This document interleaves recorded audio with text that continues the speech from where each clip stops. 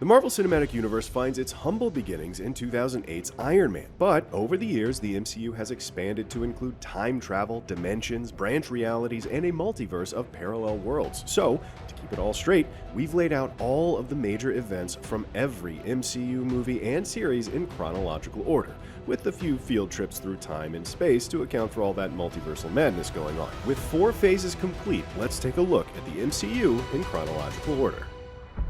The MCU's timeline starts long before the universe even began, when 6 powerful singularities existed. After the Big Bang, these singularities were forged into stones, Infinity Stones. Collect all 6, place them in the Infinity Gauntlet, and you basically have control over all creation. Yep, those little ingots that go on to cause such a fuss got their start before there was even light. It was also out of the darkness that the sinister Dark Elves were born. With the creation of the universe also came the birth of numerous cosmic entities that embody and govern over all of existence. There's Eternity, the immortal being that encompasses all of creation, and there's Uatu, one of the Watchers, who took an oath to observe but never interfere with the ongoing adventures of the MCU's various heroes and villains. And it's through his eyes that we glimpse alternate universes and ponder the question, what if?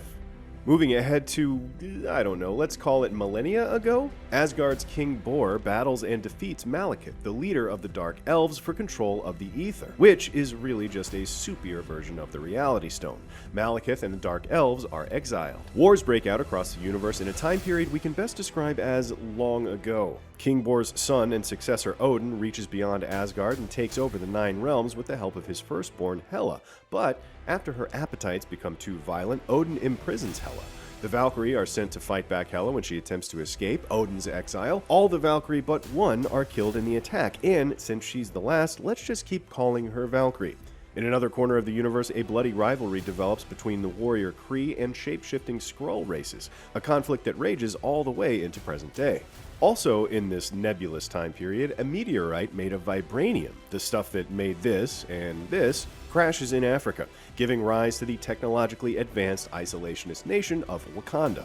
In 5000 BC, Arishem, a powerful cosmic being known as a Celestial, sends a team of superpowered automatons called the Eternals to protect the fledgling human race from the monstrous deviants.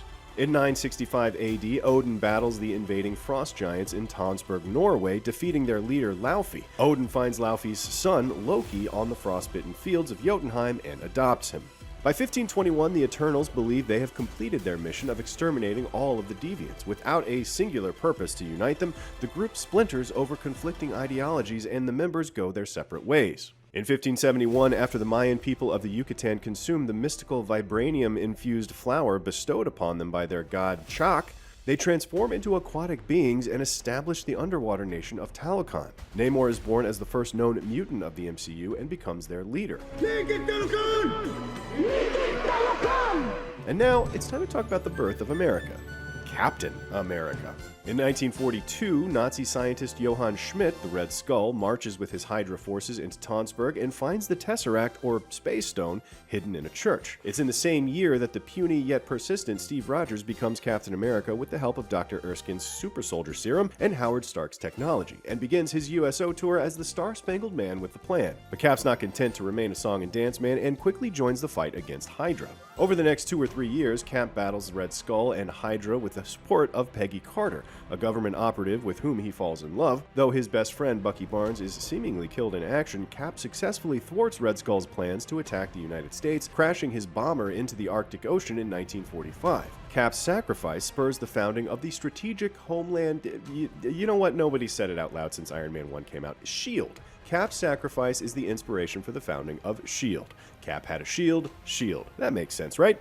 Good, because here comes a curveball. In an alternate universe glimpsed by the Watcher, it's Peggy Carter who becomes a super soldier, Captain Carter, and things play out a bit differently as Red Skull uses the Tesseract to open a portal to another dimension and a Lovecraftian nightmare tries to crawl through. Captain Carter heroically sacrifices herself to push the creature back to its dimension, and she remains lost in time for nearly 70 years. Jumping forward to 1980, Ego, another Celestial, travels to Earth. He finds love with Meredith Quill in Missouri and plants his seed, his weird alien flower. No, that's still uncomfortable. This thing. He puts this thing in the ground behind a Dairy Queen.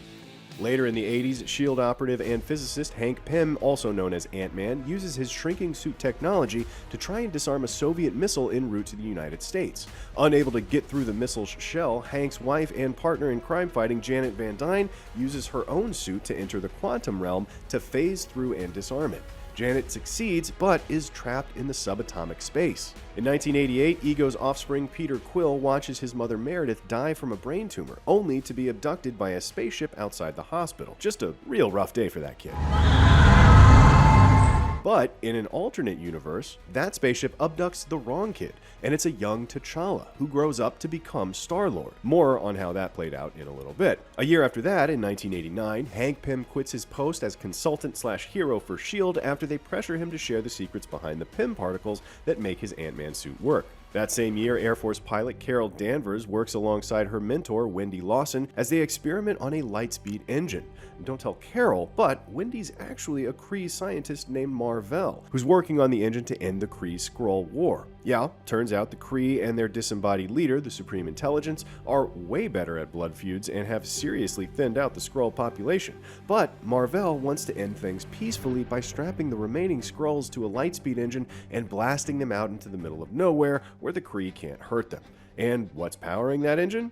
The Tesseract. But, you know something? The Kree really hate Skrulls. So, Yon-Rogg, leader of the Kree's elite Star Force, travels to Earth and kills Mar-Vell. He attempts to recover the Tesseract-fueled engine and return it to the Kree homeworld, Hala, but Carol's not about to let Space Dumbledore win. She destroys the engine core, absorbing all that sweet Tesseract energy and turning her into a potentially unstoppable weapon for the Kree to use. So, Yon-Rogg takes Carol back to Hala, wiping her memory and indoctrinating her into Star Force as new recruit Veers.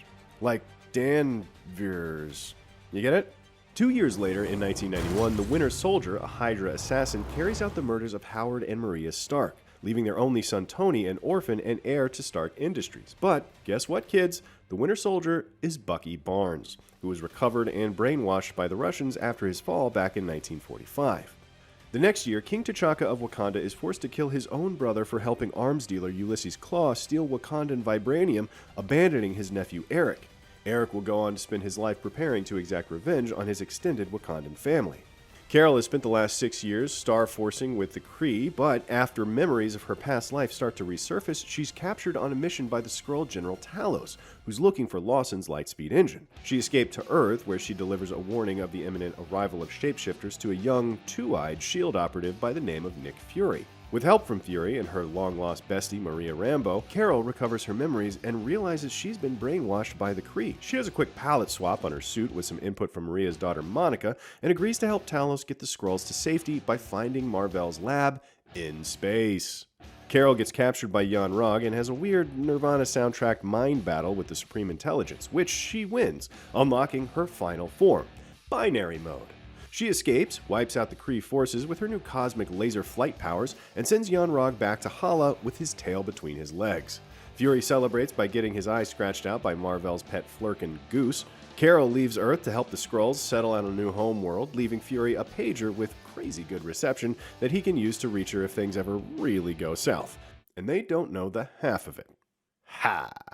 Losing such a superpowered defender, though, gets Fury thinking maybe putting a whole team of those folks together wouldn't be such a bad idea. But before Earth's mightiest heroes can assemble, we get the origin of a very different kind of team, a fake Russian family posing as Americans living in Ohio. Super Soldier Alexei Shostakov and Black Widow Melina Vostokov pretend to be parents to two young daughters, Natasha Romanoff and Yelena Belova. They successfully steal S.H.I.E.L.D. secrets for General Dreykov and break up their family unit once the mission is over, leaving Yelena and Natasha to be trained as ruthless Black Widow assassins. Moving ahead to 1999, Stark Industries' young CEO, Tony Stark, meets scientist Aldrich Killian on New Year's Eve. Blowing Killian off after promising to meet him on a roof at midnight, the MCU's equivalent of the old ninth green at 9 trick. He also meets a man named Ho Yinsen that night, but he forgets this encounter until several years later. A few years after that, world-renowned smart guy Bruce Banner blasts himself with gamma radiation while working on a new version of the Super Soldier Serum, transforming Banner into the Incredible Hulk. Banner spends the next few years bouncing around the world, evading the pursuits of General Thunderbolt Ross. He's spotted intermittently in surveillance footage and news clippings in 04, 06, and 07. In 2008, Black Widow Natasha Romanoff defects to S.H.I.E.L.D. by teaming up with Hawkeye to take out Dreykov in what would become their infamous Budapest operation. That mission appears to be a success, as Dreykov and his daughter Antonia are seemingly killed, but turns out it was a total failure because both survived. Boy, will that come back to bite Nat in the butt. Like a Black Widow, like a spider that bites butts. Out in the cosmos of another universe, it's been 20 years since a certain little boy was abducted from Wakanda, and we see that Star-Lord T'Challa's run as the legendary outlaw has gone quite a bit better than Peter Quill's, using diplomacy and empathy to stop Thanos from snapping away half the universe, and successfully pulling off a heist to acquire a powerful item that can solve galactic hunger. That's pretty impressive, which begs the question, Quill, why can't you get your shit together? Also in 2008, a foundational moment for the MCU, Tony Stark is kidnapped while demoing a new weapon for the US Army in Afghanistan. After spending months held captive with Ho Yinsen, whom he doesn't remember meeting, Stark escapes, makes it back home, and begins his journey as Iron Man, ending Stark Industries' weapons program and defeating Obadiah Stane, the mentor who secretly orchestrated his kidnapping in an attempted coup. The MCU as we know it pivots around one single event here in 2008 when Tony Stark says those 4 magic words. I am Iron Man. It's then that now director of S.H.I.E.L.D. Nick Fury approaches Stark, informing him of his fledgling global protection program, the Avenger Initiative. Physicist and Stark family hater Ivan Vanko watches that news conference and decides to begin work on his own arc reactor, the superpowered gizmo in Tony's chest that powers all his suits. But in an alternate universe, Tony Stark never went on that redemptive arc because he was rescued by someone who certainly is out to avenge, Eric Killmonger Stevens. Exploiting his newfound relationship with Tony, Killmonger executes an elaborate scheme for vengeance and power, killing off James Rhodes, T'Challa, and Tony in the process, while manipulating events to appear as a hero to Wakanda so that he can be named the new Black Panther. Don't worry, he'll get what's coming to him. Eventually. 6 months later, Vanko takes his new tech out for a spin and attacks Tony at the Grand Prix in Monaco, proving that the Iron Man is not actually invincible. Now, we're coming up on what's known as Nick Fury's Big Week. So named because Fury and S.H.I.E.L.D. are very busy recruiting for the Avengers Initiative. The events of Iron Man 2, The Incredible Hulk, Thor, and the final scene of Captain America, the First Avenger, all take place in the same week. After being banished by his father Odin, Thor and his hammer land in New Mexico so he can learn him some humanity. Hulk fights the botched super soldier Abomination in Harlem. Cap is discovered in the Arctic ice. Tony and his super best pal Rhodey defeat Vanko and his drones. Cap wakes up in a fake hospital room inside a S.H.I.E.L.D. facility. We've all had those mornings, am I right? And Thor just, I don't know, stands here with Heimdall looking at Natalie Portman. But meanwhile, Loki continues to influence Erik Selvig in his work on the Tesseract. Now, that's what actually happened. But what if Fury's Big Week also featured murder?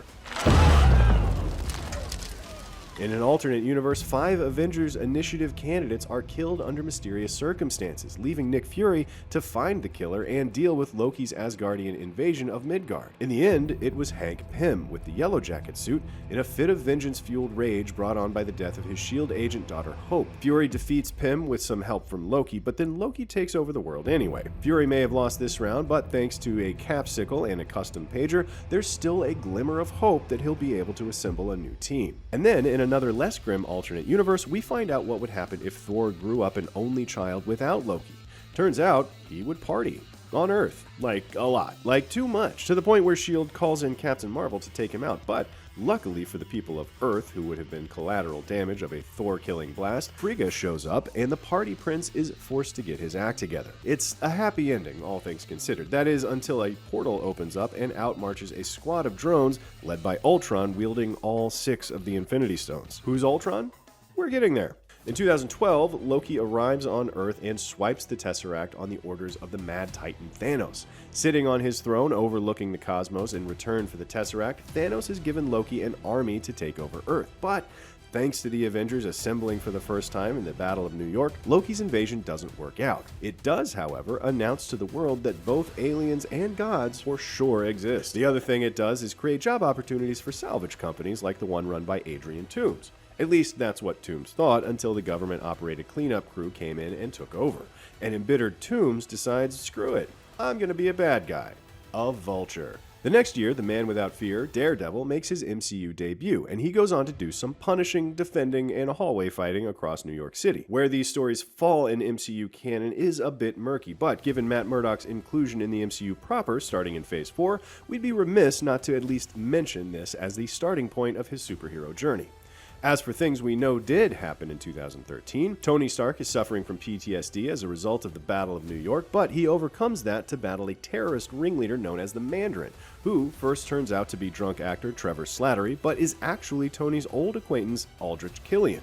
We later learn that Trevor's mockery has attracted the attention of the real Mandarin, and he's none too happy about the shoddy cosplay.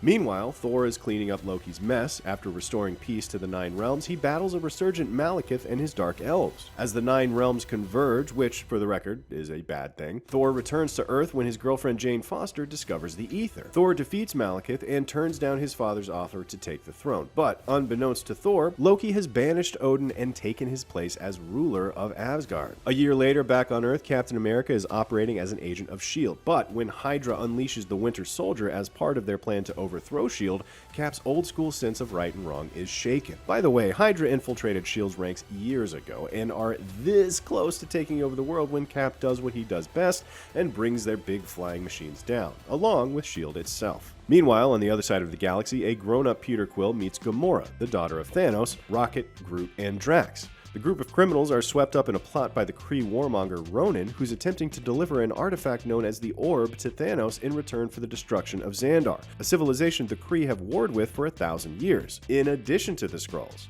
Like I said, the Kree love war. Quill's gang meet the Collector, a very eccentric and very blonde Benicio del Toro, who explains the orb they're carrying is in fact an Infinity Stone. The Power Stone, to be precise. They use that power to defeat Ronan, rebranding themselves as Guardians of the Galaxy. Just a few months later, Peter Quill meets his dad, Ego, who is not so de-aged anymore, and the rest of the Guardians learn about the true nature of family, partially thanks to a great Cat Stevens song on a Zune. So yeah, Ego tries to take over thousands of planets at the same time, and Star-Lord turns into Pac-Man to kill him.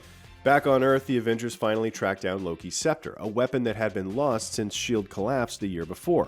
After analyzing the scepter, Tony unwittingly uses it to give life to his security-focused suit drone, Ultron, who, in turn, cracks open the scepter to reveal the Mind Stone in hopes of transferring his consciousness into a vibranium android shell. The Avengers recover the stone, and Science Bros, Tony and Bruce, with a little assist from some Asgardian lightning and the Jarvis AI, use its power to create Vision. And while they end up defeating Ultron, they do drop an entire Eastern European city out of the sky in the process. As tragic as that was, a glimpse into an alternate universe shows it could have gone much, much worse. Like, for example, what if Ultron got the Mind Stone and beat the Avengers, took the rest of the Infinity Stones from Thanos, and conquered the known universe? Yeah, that happened, and it somehow managed to get even worse when Ultron became aware of the Watcher's presence and the existence of the multiverse. This forced the Watcher to break his oath of non-interference and fight back by assembling the Guardians of the Multiverse, who were eventually able to defeat Ultron by trapping him in a pocket dimension with the treasonous Killmonger. As the dust settles in Sokovia, Thor sets off through the cosmos to investigate the sudden reemergence of the Infinity Stones, and Tony steps back from active duty with the Avengers, leaving Cap in charge of a new Avengers lineup. Avengers! Around that time, Hank Pym recruits Scott Lang, a cat burglar and electrical engineer, to be the new Ant-Man. As Ant-Man is coming into his own with Hank Pym and Hope Van Dyne, vengeful Sokovian Helmut Zemo enacts a plan to destroy the Avengers from the inside. After a bungled mission leaves several people dead, the Avengers are pressured to sign away their autonomy in the Sokovia Accords. Zemo attacks the United Nations summit at which the Accords will be signed, resulting in the death of King T'Chaka. Zemo frames Bucky Barnes for the attack, and thanks in no small part to Steve's belief in his friend's goodness, the Avengers split into two factions. Those in favor of signing the Accords and those against. Cap and Falcon capture and interrogate Bucky while Tony travels to Queens to recruit Peter Parker. What are you doing here? It's about time we met. A 15-year-old fighting crime as the web-slinging Spider-Man for the last few months. Hawkeye comes out of his post-Age of Ultron retirement and rallies troops for Team Cap, including Wanda Maximoff and a very groggy Scott Lang. Both sides collide in a pretty boss battle sequence at an airport in Germany. And this confrontation, which cripples Rhodey, leaves Cap and Iron Man even more divided. And that's before Tony finds out it was Bucky that killed his parents during his Winter Soldier days. Captain America goes off the grid and breaks Clint, Scott, Sam, and Wanda out of jail. and Tony moves back into Avengers HQ in upstate New York. Meanwhile, Natasha goes on the run from Thunderbolt Ross. She meets up with her fake family, and by reconnecting and learning the truth of the Black Widow program, they become kind of like a real family. Aww. But there's little time to get sentimental because Natasha learns her mission to kill Dreykov was a failure. Plus, his disfigured daughter is the taskmaster derailing their mission, and Dreykov just needs to be stopped all over again. And stop him she does with some help from Yelena. The Russian anti-hero squad disappears into the wind, and Natasha goes back to her superhero life with a little less red in her ledger. T'Challa returns to Wakanda to take the throne and is immediately put to the test by a ghost from his father's past. Killmonger returns to Wakanda and defeats T'Challa in ritual combat, taking both the throne and the mantle of Black Panther.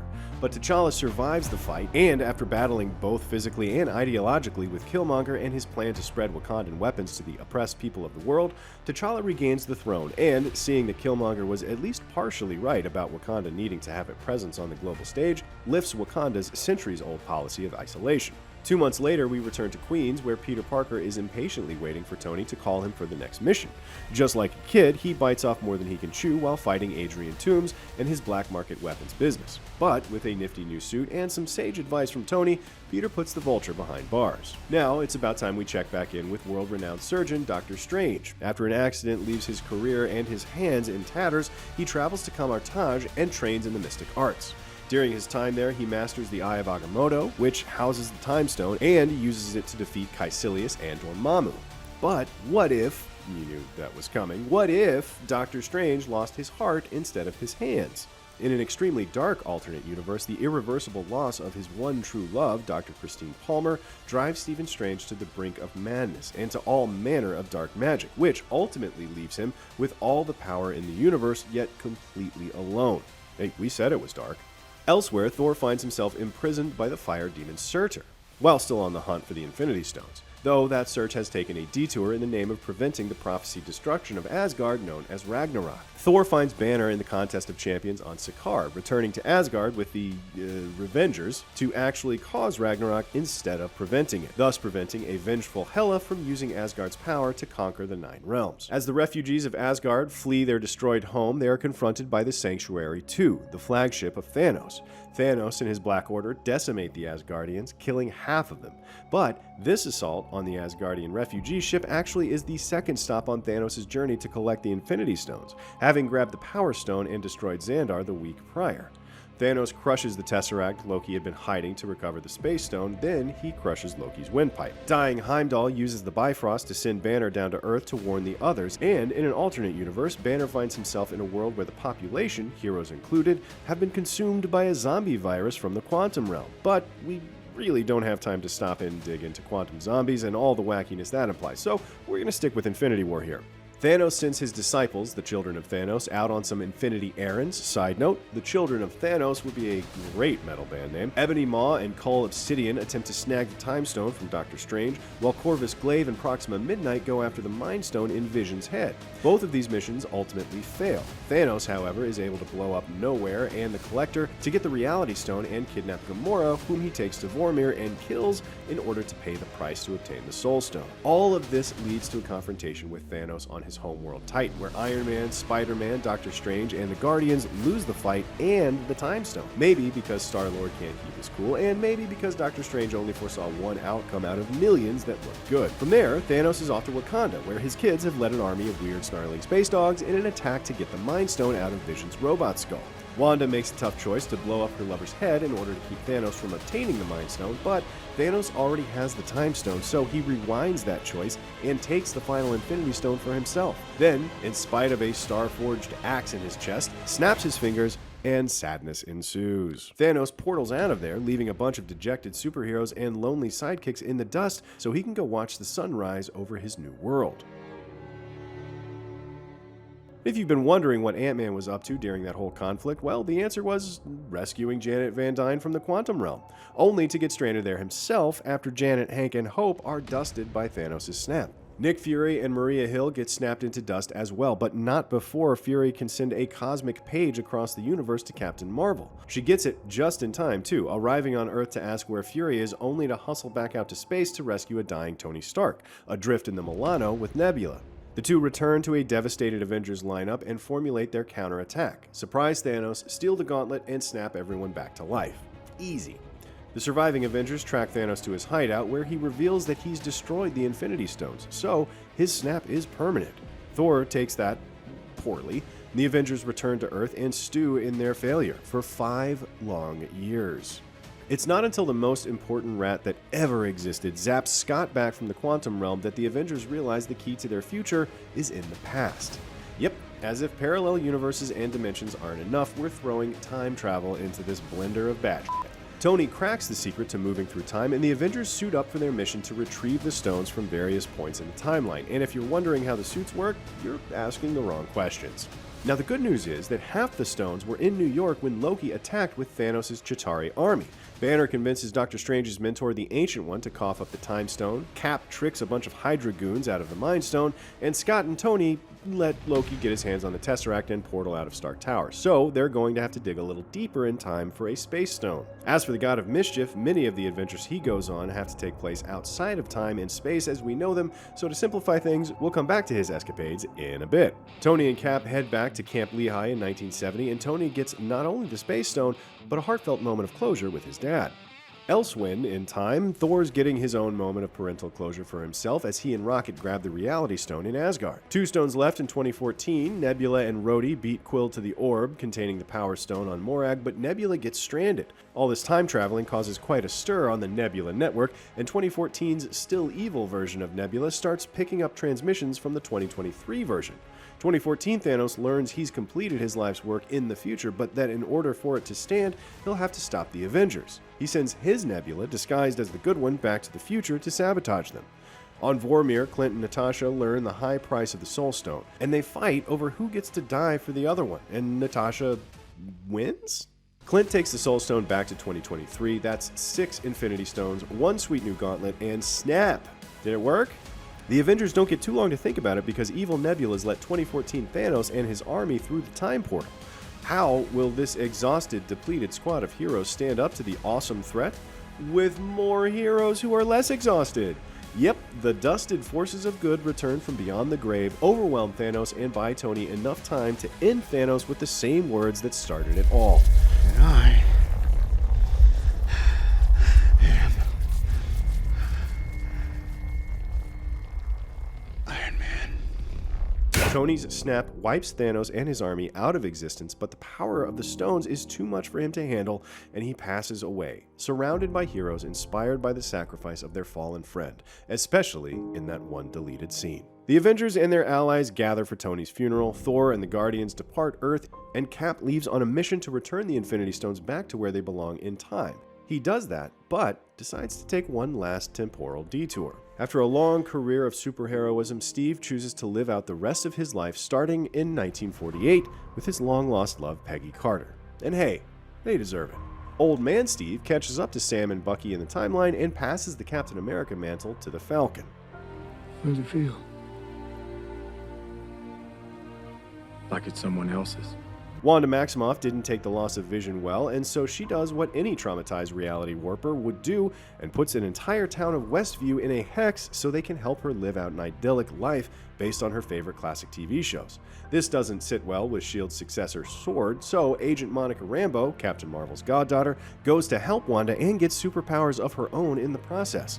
Wanda becomes a Scarlet Witch and defeats Agatha, but she loses her make-believe children, so she flies off with an evil tome known as the Darkhold to see how she might be able to get them back.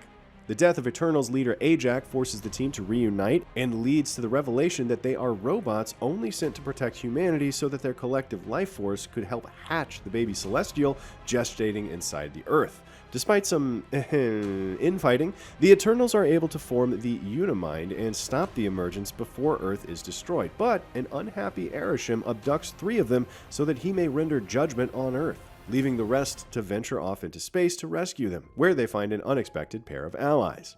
The nation of Wakanda mourns the loss of T'Challa, who passed away from a sudden illness despite Shuri's best efforts to cure him with an artificial heart-shaped herb. In 2024, Shang-Chi goes on a legendary adventure, acquiring the 10 rings from his ancient warlord father, Wen-Wu. He frees Trevor Slattery from his father's custody in the process, guaranteeing us at least a few more drunk Ben Kingsley appearances in the MCU. The 10 rings are of interest to the Avengers, so Shang-Chi and his friend Katie are brought in by Wong for a meeting with Bruce Banner and Captain Marvel, where they learn the rings are broadcasting a beacon of some kind. Welcome to the circus. Sam tries to put the Captain America shield in a museum, but the US government gives it to John Walker and names him the new Captain America. With some help from Bucky and Baron Zemo, they uncover the ugly truth behind the Super Soldier Serum's creation, and Sam takes back the mantle, solidifying himself as the true Captain of America. Valentina Allegra de Fontaine, who will go on to be the director of the CIA, meets with John Walker, offers him a new superhero name, U.S. Agent, and hints at her electrifying new team. Thor has to quit hanging out with the Guardians of the Galaxy to stop Gore the God Butcher from butchering more gods, and to do that, he teams up with his Mjolnir-wielding ex-Jane Foster, the mighty Thor. Their epic quest takes them all the way to eternity, where Gore and Jane perish, and Thor is left to raise Gore's lovely young daughter. 1 year after T'Challa's death, Shuri meets Namor, the ruler of Talokan. Shuri accepts the mantle of Black Panther, wins the war against Namor, and meets her brother's son, who was raised in secret and named after him. Elsewhere, Peter has returned to the normal life of a teenage superhero, which of course involves maintaining that secret identity in crazy heightened circumstances, like being on a field trip in Europe and having to work a field mission for Nick Fury at the same time. Fury needs Peter to team up with Quentin Beck, a hero from a world connected to this one through the Snap, to battle a gang of nasty elemental beasts called Elementals, not to be confused with Eternals. Right, Maria? No, I was you know what? It doesn't matter, dear Maria. Count me out. Peter has help from Edith, a powerful tactical defense AI embedded in a pair of sunglasses posthumously bequeathed to him by Tony. Peter sees this as Iron Man's mantle, and after watching Beck in action as Mysterio, decides he's the guy.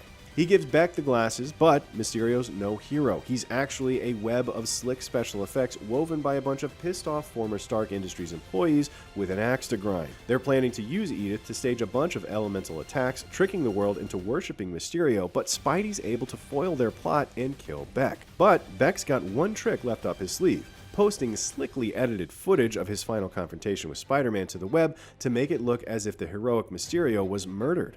That video is gleefully shared by the DailyBugle.net's J. Jonah Jameson along with Spider-Man's secret identity. And if one surprise identity reveal wasn't enough, turns out Skrull General Talos has been subbing in for Fury on Earth for some time now, while the real Fury patrols the cosmos with a crew of Skrulls. Peter Parker tries to fix his ruined life by asking Doctor Strange to make everyone forget he's Spider-Man, and the results are disastrous. Spidey villains pour in from other universes, as do other Spider-Mans. Wait, oh no, do we have to do mini timelines for these guys? Okay, but I'm doing it all in one breath. Okay, let's try this one last time. Peter number 2's bit by a radioactive spider. He gets his powers, his Uncle Ben dies, he becomes Spider-Man. Same thing for Peter number 3, but worse. Moving on. Oh, that wasn't that much of a breath. Green Goblin takes the life of Aunt May, finally teaching the MCU's Peter about power and responsibility. Doctor Strange is able to fix things, but Peter pays the ultimate price to do so. No one, not even his best friend and one true love, remembers who he is. And that multiversal bell cannot be unrung, so buckle up. Doctor Strange saves the universe-jumping America Chavez from a Darkhold corrupted Scarlet Witch. It took seeing little Billy and Tommy shriek in fear at what she had become to snap her out of it, and she seemingly dies as the temple collapses on top of her. Seemingly. America enrolls in Kamartaj's study abroad the multiverse program, while Doctor Strange is summoned to the Dark Dimension by the sorceress Clea. Yelena mourns the loss of her sister Natasha and is rudely interrupted by Val, who pins Nat's death on Hawkeye, and gives her the chance to take her revenge. Speaking of Hawkeye, Clint Barton just wants to spend Christmas with the family, but a murder mystery involving his Ronin persona from the dark days after the Snap sees him stuck in New York City, where he winds up mentoring heiress Kate Bishop to be the new Hawkeye. And he does a pretty good job, considering Kate crosses paths with crime bosses Maya Lopez and the Kingpin and lives to tell the tale. Clint does make it home in time for Christmas, but only after Yelena tries to assassinate him before learning the heartfelt truth of what happened to her sister. Attorney Jennifer Walters gets into a car accident while in the car with her cousin Bruce Banner, and when his gamma-irradiated blood gets into her system, she transforms into She-Hulk. Jen is hired to run the new superhuman law division at a law firm. She teams up and hooks up with Daredevil, and then she breaks the fourth wall, literally to rewrite the season finale of her own show. Now that we know Deadpool's on his way into the MCU, something tells me these two are going to have words about who's the better person to speak directly to the audience. Museum geek Stephen Grant and roguish adventurer Mark Spector overcome their dissociative identity disorder and transform into the superhero Moon Knight, who saves the day from an evil Egyptian god, only to reveal a third murderous personality. Avengers superfan Kamala Khan becomes a superhero herself, Ms. Marvel, after unlocking the power of a family heirloom and her latent mutation. Okay, Namor and Kamala, there's at least 2 mutants. Sorry, Professor, you're a multiversal variant. We're looking for some homegrown mutants this time around. Next, 5 veteran monster hunters participate in a deadly contest to see who will inherit the mystical Bloodstone.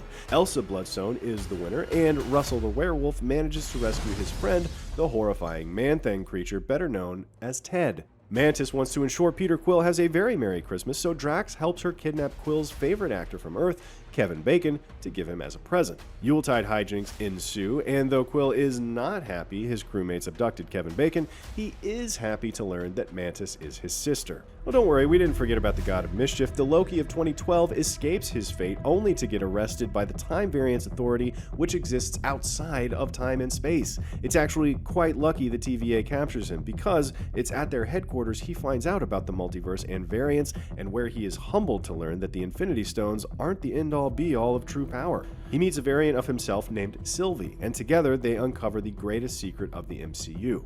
The sacred timeline is the handiwork of a powerful being known as He Who Remains, a variant of the extraordinarily dangerous Kang the Conqueror.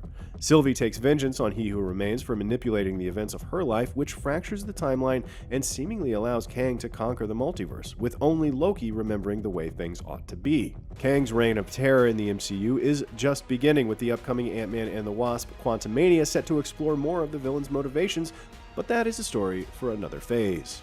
We've got at least a couple years before we'll need to update this video again. And that is the MCU in chronological order all the way up through Phase 4. Be sure to check out our other timelines, and as always, be sure to follow and subscribe wherever you like to watch IGN.